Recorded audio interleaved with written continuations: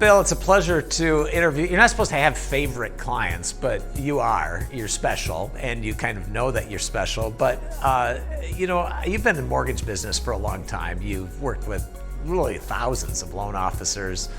What did you think about reverse mortgages when you first heard about them? I think it was like everybody else. It was like, yeah, that's a bad idea. That's a last resort loan. And as we talked about things, how did that change? You were kind of forced, you were in a class, a conference that you had to listen to me and you wanted to leave, but the door was locked. What did you think after you heard some things about it?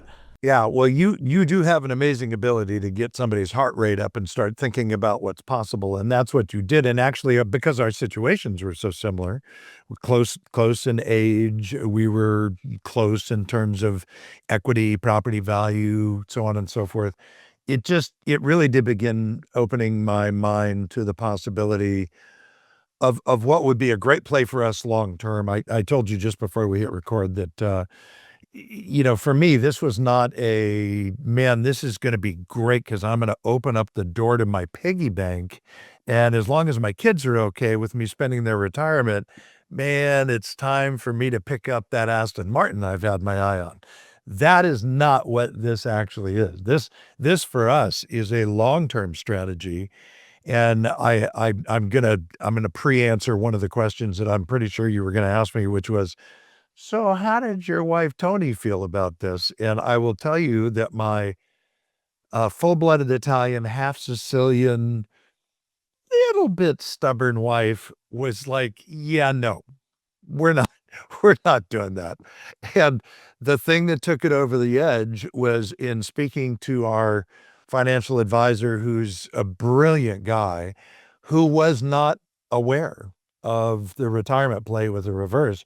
Once I connected to two of you, I think you remember, he did a complete 180, or as a friend of mine says, a complete 360, which actually brings you back to where you started. But yeah, he completely reversed his position, pun intended, and said, actually, instead of buying those two rentals, I don't know if you remember this, those two rentals in the Midwest, this is going to be a better play for you. And so, yeah, man, that's what you were the impetus in getting us thinking about what was possible. And I just want to personally thank you because that first month that went by with no mortgage payment was a really cool moment. Thank you. Well, thank you. And it's fun to get those statements in the mail that say right on the top in capital letters, this is not a bill. But that brings me to a question that I think a lot of people don't realize, and that is, you're still working. You can afford, you got plenty of cash flow. You can afford to make a mortgage payment. You don't need a reverse mortgage. And all kinds of people say, well, I don't get one because I don't need one. But let's talk a little bit about that. How does that change life? Yeah. Well, to me, I look at this like a Rubik's Cube, not a light switch. This is not a binary on and off, yes or no. I think there's a lot of moving parts to it. And so our moving parts were, I'm still working. Number two, we've got some good investment accounts and they're very conservative because I'm conservative financially and those work for us. But when we started to layer in the what if scenarios, so the what if of, well, what if you eliminated the $3,000 a month house payment? And what if while you were working, you continued to make that payment into an account that you then put into your investment account? So now over 10 years, I've saved $360,000, but I've also invested that into an account which is going to yield quite a bit more than zero historically. And yeah, I mean, suddenly that changes the game for us. But the truth of the matter, here's what I want people to hear from me. This is the thing that had Tony stalled out. Like I would go through all of this with her because we would go through this. I read your book, Dan's books. I was becoming a student of the game, man. And she's like, but we have to bring $160,000 to the closing table. Like, come on, that's our liquid nest egg. That's something, not investment accounts. That was our savings. That was just money sitting there and what we had to both, I think, come to terms with is This is actually a long-term play. That allows us to pay off a $600,000 mortgage on a home that's currently worth 1.2 in Southern California. And like every place else in the country, we've had pretty stagnant, appreciation.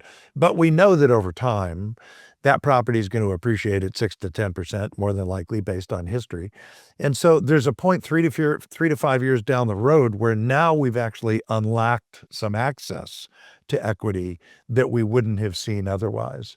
And the other thing, Harlan, forgive me because you pull the cord on my Evinrude, and I'm just going to go. So I apologize, but the conversation that we had with our kids was I've listened to it, you do enough interviews and so forth, and I just knew this was a conversation that needed to be had. And they were all like, seriously? Like we are so much more concerned about you guys enjoying your lifestyle and vacationing with us and like let's enjoy this process now together. We are so much more concerned with that than we are the possibility of any inheritance that might in some way impact our lives or worse, we now have to go deal with the house which we don't want to. So by all means, like go, prosper. Have fun. That's the interesting thing is that most people think this hurts their kids when in reality, most of the time the kids are thrilled because they understand not how it impacts mom and dad, because most kids care more about mom and dad than they do about themselves. There's always a few kids that don't, but the majority of kids say, yeah, this is great. And it turns out that it's not bad for the kids either, because you can, there's a guy that told me a long time ago, do your giving while you're living so you know where it's going. He was a Southern guy, and it just makes a lot of sense that we can just spend more time with our kids and our grandkids. And It's so true, and you know this, Harlan, but one of the things that a lot of people may not know is, Tony and I started the tradition about 12 years ago with a family vacation, and it started with us being very generous and actually renting initially it was a rental house, then it became a Verbo or, it yeah, let's call it a Verbo, and we paid for the whole thing, and then they just had to get there, and then we split food and so on and so forth, and over the years, as kids have started their earnings have started to increase, they're like, "Yeah, let's split that and let's subsidize it," and, now we're just contributors, but the truth of the matter is they value that so much. 20 people, it's now Tony and I, kids, grandkids, and 1.5 great-grandchildren that get together once a year. There's no greater joy in the course of our year than to bring that whole family together. So if you're listening to this or watching this and that inspires you, I would tell you jump in the middle of it because if you create it, kids love tradition. Kids of any age, by the way, love tradition. And there's no greater blessing, no greater joy than bringing everybody together. you can't put a price tag on that. There's no question about that. That's a big difference. So really what happened is the big thing is we talked with your advisor, you talked with your family, and of course your wife, and we talked on all those things together. So really this was kind of not a decision to get a product. It was, we were just dealing with an overall holistic plan of how this fit into your overall plan.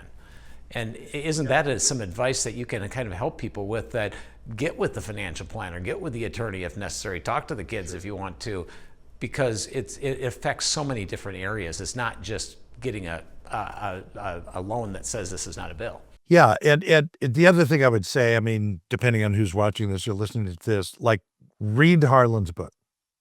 Read Harlan's book. It is the book on the topic.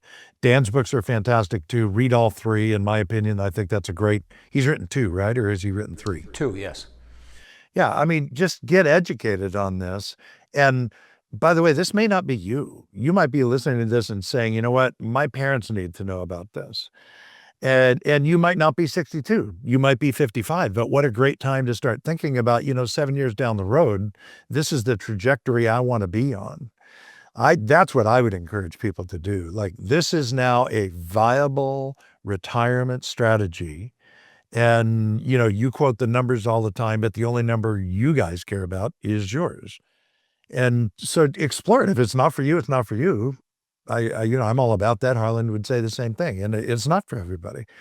But man, there's enough sad stories out there. Harlan, I told you about my cousin whose husband passed, and She was sitting on equity she couldn't tap into because there was no equity, and she's still stuck, dude. She is stuck in a situation that nobody should be in at that age, and it doesn't need to be that way. So, all kidding and frivolity aside, this is life-changing. If you look at it now and you look at all the various components of how it will impact your life like we did, this was not an easy decision to make. We had to do a lot of research, but I could not be happier.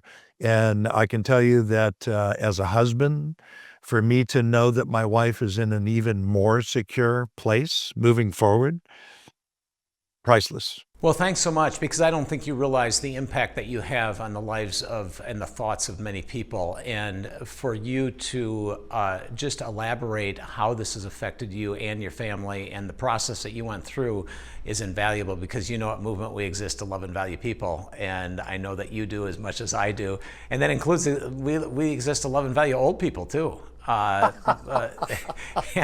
I see a new shirt coming and it'll probably be gray. Somebody referred to me as elderly yesterday, and I'm still dealing with that. But it is something that you will make a major difference in a lot of people's lives, of just simply letting them know that, hey, this is something to check out, because what we don't know can hurt us. I hope so, buddy. I hope so. I agree. You said something once. I think the thing that I most quote you on is, what if everything you knew about reverse mortgages was wrong? When would you want to know?